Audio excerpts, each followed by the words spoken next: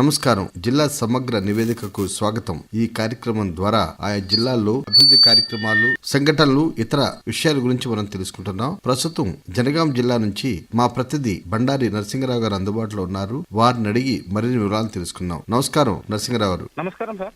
చెప్పండి, జనగామ జిల్లాలో రానున్న లోక్సభ ఎన్నికల కోసం జిల్లా యంత్రాంగం ఎటువంటి ఏర్పాట్లు చేస్తోంది? రానున్న లోక్సభ ఎన్నికలను సజావుగా నిర్వహించేందుకు జనగామ జిల్లా యంత్రాంగం ఇప్పటికే అధికారులకు శిక్షణా కార్యక్రమాలను నిర్వహించింది. పార్లమెంట్ ఎన్నికల నిర్వహణపై సంబంధిత నోడల్ అధికారులకు ఈ నెల 28న జిల్లా కలెక్టరేట్ లో సమన్వయ సమావేశం నిర్వహించారు. పార్లమెంట్ ఎన్నికలలో పాల్గొనే పోలింగ్ అధికారులకు తగిన శిక్షణ కార్యక్రమాలను నిర్వహిస్తున్నారు. అదేవిధంగా ఓటర్లలో చైతన్యం కల్పించేందుకు స్వీప్ కార్యక్రమాలను చేపట్టి పాఠశాలల్లోనూ కళాశాలల్లోనూ ఫ్లెక్సీలతో ర్యాలీలు, సమావేశాలు నిర్వహించారు. ఇదే విధంగా మా పోలింగ్ విధానాన్ని నిర్వహించి పార్లమెంట్ ఎన్నికలలో పాల్గొనే విధంగా యువతకు అవగాహన కల్పించారు. సి విజిల్ యాప్ ద్వారా ఫిర్యాదులను నమోదు చేస్తున్నారు. సువిధ యాప్ ద్వారా సమావేశాలకు, ర్యాలీలకు అనుమతులను ఇస్తున్నారు. ఎన్నికలలో పాల్గొనే అధికారుల ఫోన్ నెంబర్లతో పాటు వైద్య రంగ, శానిటేషన్, ఎలక్ట్రిసిటీ సంబంధిత సిబ్బంది ఫోన్ నెంబర్లతో చిన్న బుక్లెట్ ను ముద్రించి అందరికి అందించాలని ప్రజాప్రతినిధుల సమక్షంలో ఈవీఎంల క్లోజింగ్, ఓపెనింగ్ లను చేపట్టాలని జనగామ జిల్లా కలెక్టర్ రిజ్వాన్ బాషా షేక్ అధికారులకు ఆదేశాలు జారీ చేశారు. మరి జిల్లాలో వడదెబ్బ నివారణకు జిల్లా స్థాయి కోఆర్డినేషన్ కమిటీ సమీక్షలో తీసుకున్న చర్యలేమిటి? జనగామ కలెక్టరేట్ మినీ సమావేశ మందిరంలో ఈ నెల 27న హీట్ స్ట్రోక్ పై వడదెబ్బ నివారణకు జిల్లా స్థాయి కోఆర్డినేషన్ కమిటీ సమీక్ష నిర్వహించింది. అదనపు కలెక్టర్ పింకేష్ కుమార్ తో కలిసి జిల్లా కలెక్టర్ రిజ్వాన్ బాషా షేక్ సమీక్షలో పాల్గొని పలు కీలక ఆదేశాలను ఇచ్చారు. అన్ని ప్రాథమిక ఆరోగ్య కేంద్రాల్లో థర్మామీటర్, బీపీ ఆపరేటర్, అంబులెన్స్ సౌకర్యంతో పాటు ఓఆర్ఎస్ ప్యాకెట్లు, ఐస్ ప్యాక్లు, ఫ్లూయిడ్స్ అందుబాటులో ఉంచాలని, జిల్లా వ్యాప్తంగా తాగునీరుకు చలివేంద్రాలను ఏర్పాటు చేయాలని నిర్ణయించారు. చిన్నారులు, గర్భిణీల కోసం ప్రతిరోజు అంగన్వాడీ కేంద్రాల్లో ఓఆర్ఎస్ ప్యాకెట్లను అందించేందుకు చర్యలు తీసుకుంటున్నారు. అదేవిధంగా ధాన్యం కొనుగోలు కేంద్రాలు, పబ్లిక్ స్థలాల్లో తప్పనిసరిగా తాగునీటి సదుపాయంతో పాటు ఎక్కువ సంఖ్యలో చలివేంద్రాలను ఏర్పాటు చేయాలని నిర్ణయించారు. బాల సదన్లో న్యాయ సేవాధికార సంస్థ నిర్వహించిన అవగాహన కార్యక్రమం గురించి తెలపండి.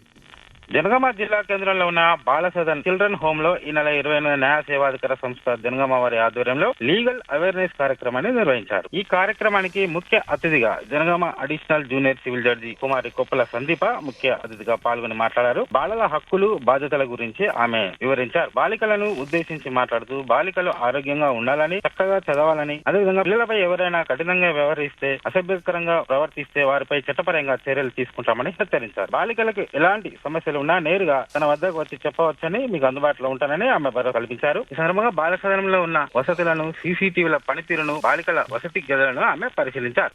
2023-24 వానాకాలం సీఎంఆర్ లక్ష్యాలను పూర్తి చేసేందుకు జిల్లా అధికారులు తీసుకుంటున్న చర్యలేమిటి?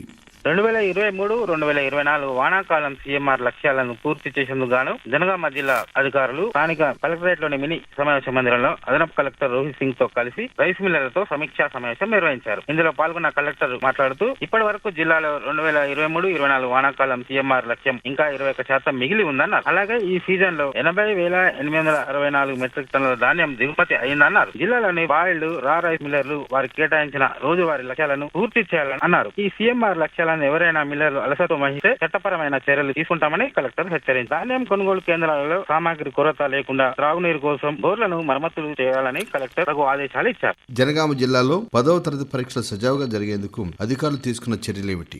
మార్చి 18వ తేదీ నుంచి 10వ తరగతి పరీక్షలు జిల్లాలో ప్రారంభమయ్యాయి. పరీక్షలను సజావుగా నిర్వహించేందుకు గాను జిల్లా వ్యాప్తంగా మొత్తం 41 పరీక్షా కేంద్రాలను ఏర్పాటు చేశారు. మొత్తం 6698 మంది విద్యార్థులు పరీక్షలకు హాజరవుతున్నారు. సిట్టింగ్ స్క్వాడ్, ఫ్లయింగ్ స్క్వాడ్ తో పాటు అన్ని పరీక్షా కేంద్రాలలో సీసీ కెమెరాల నిఘాతో పాటు 144 సెక్షన్ కట్టుదిట్టంగా అమలు చేస్తున్నారు. పరీక్షల సందర్భంగా విద్యార్థులకు ఇబ్బందులు కలగకుండా రవాణా సౌకర్యాలను ఆర్టీసీ వారితో మాట్లాడి కల్పించారు. అన్ని పరీక్షా సెంటర్లలో ఒక నర్సు, వైద్య బృందం అందుబాటులో ఉంచారు. త్రాగునీరు, మరుగుదొడ్లు వంటి మౌలిక వసతులను కల్పించారు. ఎస్ఎస్సీ పరీక్షల నిర్వహణపై కలెక్టర్ రోజువారీ నివేదికలను డీఈఓ రాము ద్వారా తెప్పించుకుంటూ మానిటరింగ్ చేస్తున్నారు. అదండి, జనగామ జిల్లా నుంచి మా ప్రతినిధి బండారి నరసింగరావు గారు అందించిన జిల్లా సమగ్ర నివేదిక. మరి మరో రోజు మరో జిల్లా సమగ్ర నివేదిక విందాం. అంతవరకు సెలవు. నమస్కారం.